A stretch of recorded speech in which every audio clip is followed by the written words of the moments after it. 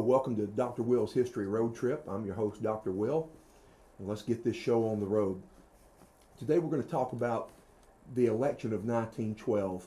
We're currently in a presidential election season here in the United States, and shaping up to be a pretty interesting one. And I thought it might be worthwhile for us to go back and revisit some more interesting elections in U.S. history. And the presidential election in 1912 certainly fits that bill. It had everything. You had 4 candidates running in the general election, which was unusual for that time. You had a former president. You had a viable third party. Matter of fact, the former president was heading up this viable third party. You had a socialist candidate. There was a Socialist Party of America, and their candidate was running. You had a falling out among old friends, and you had an assassination attempt. So there's a lot to unpack there. Let's go ahead and get into it. First, let's go over who the candidates in this election were. Your Republican candidate was the incumbent William Howard Taft. Now, Taft is a president. You'll never find him on a list of greatest presidents near the top. He'll always be somewhere around the middle, maybe towards the bottom. But he's kind of near and dear to my heart because he's certainly the fattest president we ever had. Taft tipped the scales at around 355 pounds. He got stuck in a White House bathtub. That's a true story. They had to replace the bathtub with a bigger one that he could get in after that. He's a very interesting guy besides that. For one thing, he's the only U.S. president to also be a Supreme Court justice. And really, that's what he always wanted to be. He wanted to be on the Supreme Court. He never really wanted to be president. His wife wanted him to be president, and his good friend, Teddy Roosevelt, who he served as Secretary of Defense, wanted him to be president. So Taft is the incumbent. Your Democratic challenger is Woodrow Wilson. Woodrow Wilson is a Southerner. He was born in Virginia, raised in Georgia, but he spent a good chunk of his adult life in New Jersey. He earned his PhD at Johns Hopkins University in Baltimore, Maryland, in history, and then he got a job teaching history at Princeton. And from 1902 to 1910, he was the president of Princeton University. Then he served 2 years as governor of New Jersey before running for the presidency. Your third party was the Progressive Party, and that was headed up by former President Theodore or Teddy Roosevelt. We'll get into why Teddy Roosevelt ran on a third party ticket in a little bit. But suffice it to say, the Progressive Party will be one of the more important third parties in American history for no other reason than the fact that Teddy Roosevelt was their candidate. And finally, your fourth party was the Socialist Party. There was a Socialist Party of America. Their candidate was a man named Eugene Debs. He would wind up running for president 5 times as a socialist in the early 20th century. He never got close to winning. I don't think he ever even won any electoral votes. This election in 1912 was his best showing. He actually won 6% of the popular vote. So let's get into the election a little bit and talk about why it's important. And to do this, what we're going to have to do is back up and talk about some background. The main thing you have to know about going into the election in 1912 is that there was a split in the Republican Party. And in order to understand the split in the Republican Party, we're going to have to go back and talk about Teddy Roosevelt's presidency. Now, Roosevelt had become president in 1901. He wasn't elected president. He was the vice president under William McKinley, and William McKinley was assassinated in Buffalo, New York in 1901. When he was assassinated, of course, Vice President Roosevelt became president. A lot of people don't realize this, but I'll give you a little bit of interesting trivia here. Teddy Roosevelt's actually the youngest man to ever be president. Now, you might be shaking your head at me and saying, are you sure? It's got to be JFK. JFK was the youngest man to be elected president. He was 43 years old when he was elected in 1960. But Teddy Roosevelt was 41 when McKinley died and he became president. Okay? So there's a distinction there. The youngest man to be president, Roosevelt. The youngest man to be elected president, Kennedy. Feel free to try that out at parties and impress all your friends. Don't try that. It won't impress anybody. Anyway, Roosevelt belonged to the progressive wing of the Republican Party. Now, progressivism was a political movement in the early 20th century that dominated both parties for a little while. From about 1900 to 1917, both of the major political parties were dominated by progressives. The progressives believed in a very active federal government. And what they were trying to do is to clean up what was seen as some of the abuses of the Gilded Age. So things like the abuse of monopoly power, when you had people like John D. Rockefeller, J.P. Morgan, who would often abuse their monopoly power, kind of throw their weight around. That rubbed a lot of people the wrong way. The progressives wanted to kind of keep that in check and keep the big corporations from running everything. They were also into things like public health. Sanitation was a big issue for progressives. Prohibition, the banning of alcohol, that's a progressive issue. Okay? Pretty much progressivism sought to affect every area of American life except for race relations. They didn't really touch that at the time. But what progressivism sought to do was use the power of the national government to make life better for the people and to fix some of the ills, their perceived ills of the Gilded Age. Okay, so when Teddy Roosevelt becomes president in 1901, he's already a member of that wing of the Republican Party, and he actually drives progressivism in the Republican Party. He'll do some very progressive things. I'll just give you a couple of examples. 1902, there's a coal strike in this country, and there had been a tremendous number of strikes in the late 19th century. Every time there had been a major nationwide strike, the government always stepped in on the side of the company, on the side of management. And this time, Teddy Roosevelt didn't do that. He actually got the mine owners to sit down with the union members, the coal miners union, and work out a deal. And so that shows that he's a little bit different in that regard. Okay, he'll run for a term of his own in 1904 and win handily. He'll win 56% of the popular vote in 1904. That's the largest margin of victory in the popular vote since Andrew Jackson in 1828. So it shows you how popular Teddy Roosevelt is. Now, he did make a mistake. Right before the 1904 election, he did say that if he got elected, that he wouldn't run again in 1908. So he's already committed to not running for what essentially would be a third term in 1908. And we'll talk about why that was a mistake in a minute. He begins his second term and he becomes even more progressive. So he encourages in Congress to pass laws like the Hepburn Act in 1906, which gave the Interstate Commerce Commission the power to force railroads to lower their freight rates if they were found too high. Gives the national government a significant amount of power over private business. The Pure Food and Drug Act, that was something Roosevelt promoted. It also passed in 1906. The Meat Inspection Act, also 1906. So Roosevelt's very active in working with Congress and pushing this legislative agenda of progressivism.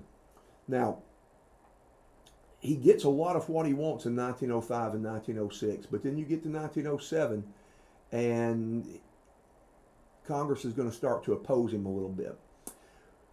What he's in the middle of doing inadvertently is splitting the Republican Party.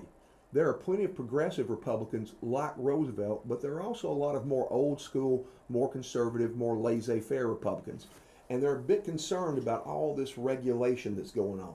They look at this and say, whoa, this is too much, too far, too fast. Now, up to this point, they've gone along with him. Why? Because he's popular. People in the country love Teddy Roosevelt. You oppose him at your own risk.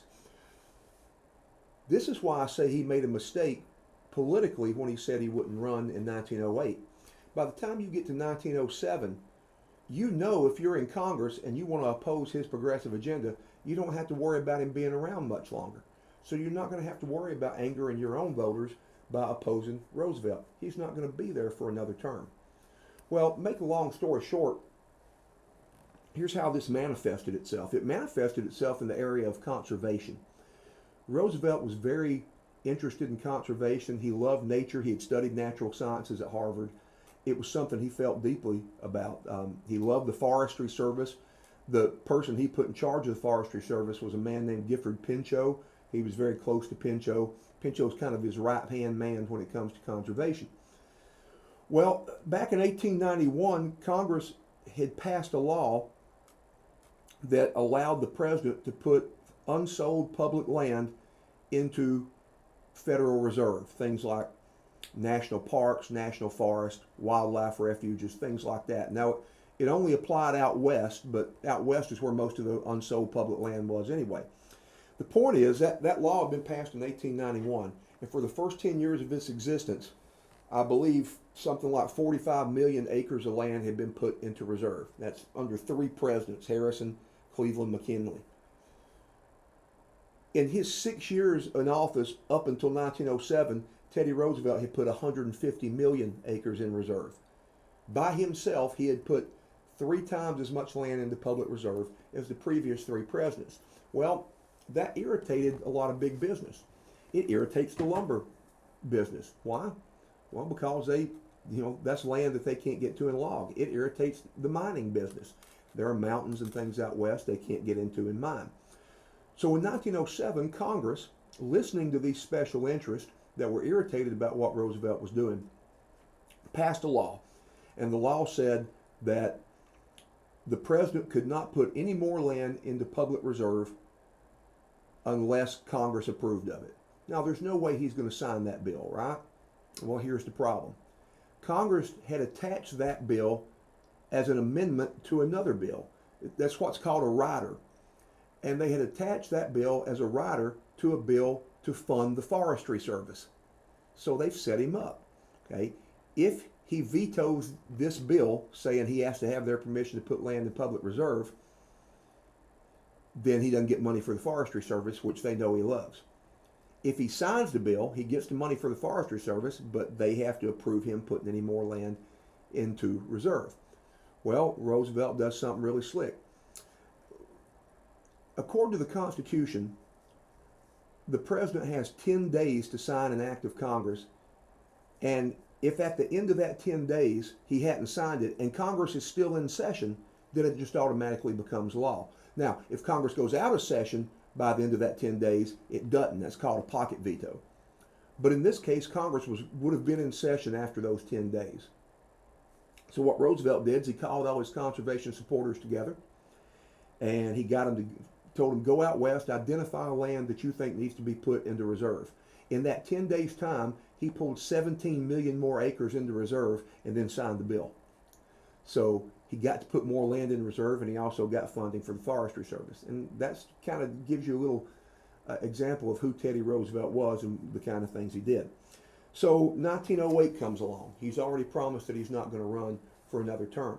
But he's so popular, he's able to handpick his successor. And the man, he tells the Republican Party that he wants to succeed him is his Secretary of Defense, William Howard Taft. Taft was from Ohio. He was a lawyer. He had been a judge. He really always wanted to be a Supreme Court justice. Roosevelt at one point had offered him a place on the Supreme Court, but at the time he was the governor of the Philippines, and he didn't feel like he had accomplished everything he wanted to accomplish there, so he turned it down. By the time 1908 comes along, Roosevelt asked him to run for president. Taft's wife wants him to run for president. So how do you say no to both your missus and your friend and your boss? You really don't. So Taft runs for the Republican nomination. He gets it. He will face Democrat William Jennings Bryan in the general election. Bryan had already lost twice. He's already got the label of a loser. He loses again. So Taft will become president in 1908. He's elected in 1908. He'll take office in March of 1909. And this is where everything kind of hits the fan. Now, Roosevelt knows he's a big personality. He doesn't want to overshadow Taft. So as soon as the election's over, Teddy Roosevelt takes off with one of his sons, and he goes to Africa, and he's on safari for a year and a half. And while he's gone, this split in the Republican Party gets worse between more conservative, laissez-faire Republicans and progressive Republicans. And while Roosevelt had been a strong enough personality to hold it together, Taft wasn't. Taft's not that kind of guy. He's a behind-the-scenes kind of guy. Let me give you a couple of examples of how this split got worse. One of the things that got worse over was a tariff. Now, just to refresh your memory, a tariff is a tax on imported goods. The Republican Party had always favored high tariffs, or what's called a protective tariff. The reason is the Republicans were mostly strong in the North, which was more industrial. They wanted high tariffs on industrial goods to raise the prices on British manufactured items, so it would force people to buy manufactured items from the Northeast. That had been a Republican part of the Republican platform since before the Civil War. Okay, well, progressives didn't like high tariffs. Progressives preferred low tariffs because what high tariffs do is they raise prices on everybody. So progressives thought low tariffs were the way to go. Roosevelt had wanted to lower the tariff as president, but he had bigger fish to fry. It was just something he was never able to really get around to. Well, Taft's going to set out and try to lower the tariff. His allies in Congress will introduce a lower tariff in 1909. It starts out lower in the House of Representatives. It passes the House of Representatives and it gets over into the Senate. And the Senate was more controlled by special interest at the time, and they jacked that tariff up higher than it had been before. Okay? It's called the Payne-Aldrich Tariff of 1909. And by the time it comes out of a joint committee, it's higher than it had been before. Now that's not a reform, is it? Okay? And here's where Taft makes a big mistake. He could have vetoed this and said, nope, I said I want a lower tariff. I'm vetoing this, get me a lower tariff. But he's trying to heal the split in the Republican Party. He's seen as a progressive like his buddy Roosevelt is. And he's trying to win some of these more conservative, laissez-faire Republicans over to his side. So instead, what he does is he goes ahead and he signs the bill because that's what the more old school Republicans wanted. And then he goes out and he makes a speech where he basically says, this is the best tariff we've ever passed as a country. Well, do you think it won the hearts of the conservative Republicans over to him? It didn't. And what do you think it did to his progressive allies? It made them very mad. So he's made this split worse. Not only does he not win the more old school Republicans to his side, what he's done is he's angered his own wing of the party as well. Then it gets even worse over conservation. I mentioned to you earlier that Roosevelt's head of the Forestry Service was a man named Gifford Pinchot. When Taft becomes president, Pinchot remains the head of the Forestry Service, but Taft appoints a new Secretary of the Interior, a man named Richard Ballinger. Richard Ballinger got in there and he started changing a few things, and Pinchot didn't like what he was doing, and he accused him of trying to sabotage Teddy Roosevelt's conservation policies. Now, whether he did or didn't is beside the point. What the point is that Pinchot went out and he started complaining and bad-mouthing Ballinger in the press. Now, you can't have that. Who's the boss between the two? Secretary of Interior is over the head of the Forestry Service, right? So what you've got is a subordinate going out into the public and bad-mouthing their boss. You can't have that. And when Ballinger complained to President Taft about it, what does President Taft have to do? He has to fire Pinchot. He has to. You cannot have insubordination like that. But what is that going to look like? It looks like Taft is ready to throw all of Teddy Roosevelt's conservation policies over because he's firing his right-hand man. You see the point? And so this angers progressives even further. And now you start to see calls for Teddy Roosevelt to come back and save the party. Roosevelt's in Africa. Shortly after all this goes down, he leaves and he meets the rest of his family in Italy before they come back to the United States. Pinchot actually goes over to Italy and meets with Roosevelt and tells him essentially, Taft is messing up. You got to come back and save the party. He's undoing all of your policies. Okay. So Roosevelt comes back to the country in 1910. He actually goes and has a meeting with Taft. Taft's his buddy. He doesn't want to undercut him. So he goes and he has a meeting with Taft at Taft's vacation home. The press shows up. They walk outside after the meeting, shaking hands, smiling. It looks like everything's okay. But shortly after that, Roosevelt goes on a speaking tour around the country. And on this speaking tour, he starts promoting a platform he calls the New Nationalism. The New Nationalism is basically his idea of progressive reform. And he's talking about things like a federal agency to regulate all interstate businesses. He's talking about social justice legislation like minimum wages for women, restricting child labor, that kind of thing. In other words, he's going around and he's saying that Taft is not promoting the right things, and here's what I think ought to be done. So if you're William Howard Taft and you see your former boss and your buddy out there going around the country and he's criticizing you, it might make you pretty angry, mightn't it? It looks like Roosevelt's trying to come and take back over the Republican Party. Well, guess what? He was. When 1912 rolls around, Roosevelt's going to challenge Taft for the Republican nomination. So they've had this falling out. They're not talking to each other. They're mad at each other. Now, if every state had a primary system back then, Teddy Roosevelt would have won the nomination hands down. But most states didn't have a primary. A few did. I think maybe 17 states, some number like that. The number's not important. But most states still had the convention system. Okay. In those states that did have a primary, Roosevelt outperformed Taft. He won twice as many delegates. But in the states that still used a convention, think about it. Who controls the machinery of a party's convention? The leader of the party, which in this case would be the president, right? And so those states that had a convention wound up giving most of their delegates to Taft. By the time you get to the actual National Republican Convention, this all came down to about 240 disputed delegates. Both candidates claimed a certain number of delegates from a certain number of states. Okay, so when you have a dispute like that, who decides who the delegates go to? Well, the convention decides. More specifically, the chairman of the convention. And who do you think gets to appoint the chairman of the convention? The leader of the party, which in this case would have been President Taft. Bottom line is, those delegates went to Taft. And on the last night of the convention, Roosevelt said he was robbed. He got up, he walks out of the convention, he takes all his progressive supporters with him. So now the Republican Party is split. Okay.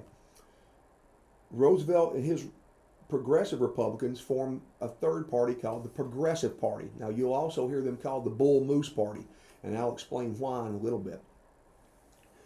But this is going to be a really important third party. I mean, think about it. Roosevelt, he's going to be the candidate. He's very popular. He's a former president. You don't very often see former presidents leading a third party ticket. But they've got a real shot at this election. But with the Republicans split, who are you really opening up the door to? You're really opening up the door to the Democrats, right? And the Democrats, like I mentioned earlier, are going to nominate the governor of New Jersey, Woodrow Wilson. Now, Woodrow Wilson is a progressive Democrat. There's not a whole lot of difference between he and Teddy Roosevelt. They believe a lot of the same things. The main difference between the two is that Roosevelt believes in regulating big business. Wilson wants to break up the monopolies. He wants to bust up the trust. Okay. Well,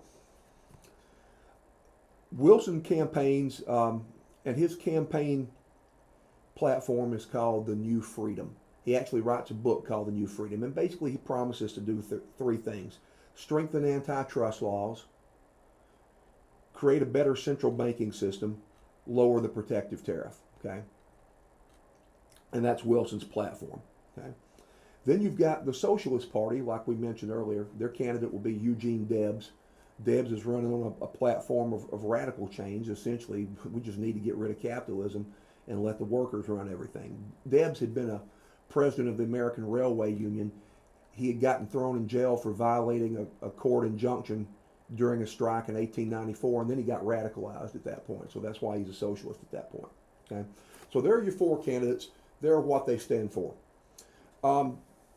Taft and Wilson don't campaign all that much. Debs doesn't campaign much either. But Taft basically says, you know what I stand for. My positions are clear. You know, reelect me. The one that really goes out and campaigns hard is Teddy Roosevelt. And this is where something real interesting happens. On October the 14th of 1912, Roosevelt's in Milwaukee, Wisconsin, and he's about to give a speech. And right before he walks on stage to deliver this speech, a man named John Schrank steps out of the crowd and shoots him right square in the chest. Okay, bullet winds up lodged in his chest. Now, what probably saved Roosevelt was that bullet went through a 50-page speech that he had folded up in his pocket, and it also hit his eyeglasses case in there and glanced off that. But it did go into his chest, and he's bleeding. Of course, police immediately grabbed Schrank. And they're detaining him. Roosevelt stops, and he's telling them, don't hurt him, don't hurt him. And then he walks on stage, and he gives a 90-minute speech with a bullet in his chest. That's Teddy Roosevelt. He gets right up on stage, and he opens up his coat, and everybody can see the blood streaming down it, and he says, many of you are aware that I have just been shot, but it will take more than a bullet to kill a bull moose.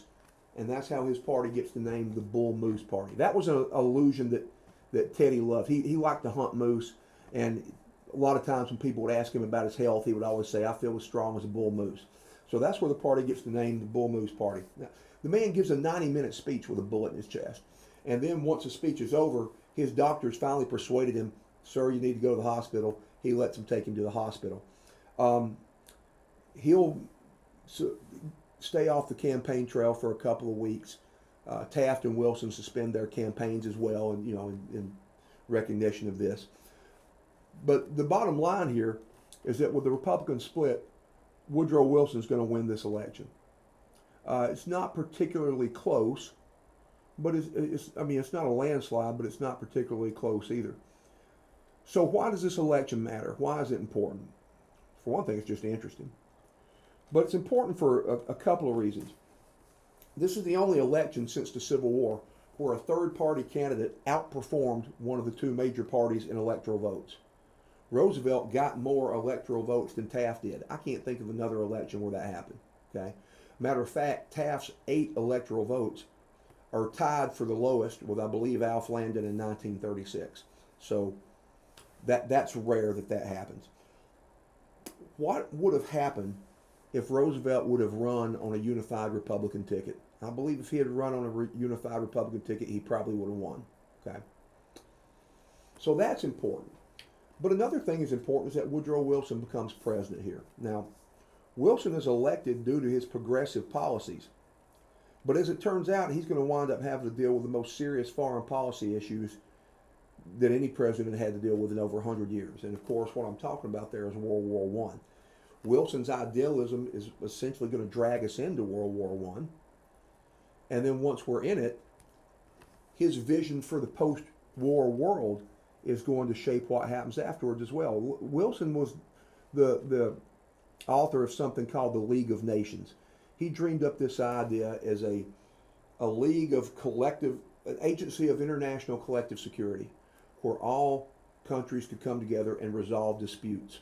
Okay, and the League of Nations is, of course, the forerunner to the United Nations. Now, the United States never joined the League of Nations. Our Senate refused to ratify the treaty that the League of Nations was part of. But it's his idea that it will eventually, after World War II, be remodified and become the United Nations. So that's very important as well.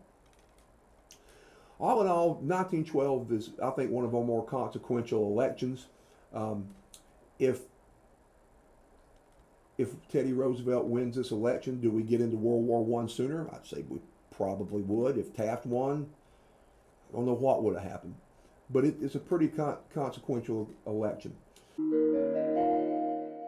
I hope you enjoyed this edition of Dr. Will's History Road Trip.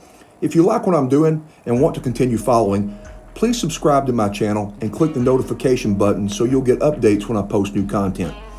Also, please consider supporting me via PayPal, Venmo, or CashApp. Your support will enable me to go to interesting places and film them and talk about them with you. Feel free to suggest locations that you might like to see me visit in the comments below. Thank you very much, and I'll see you on the road.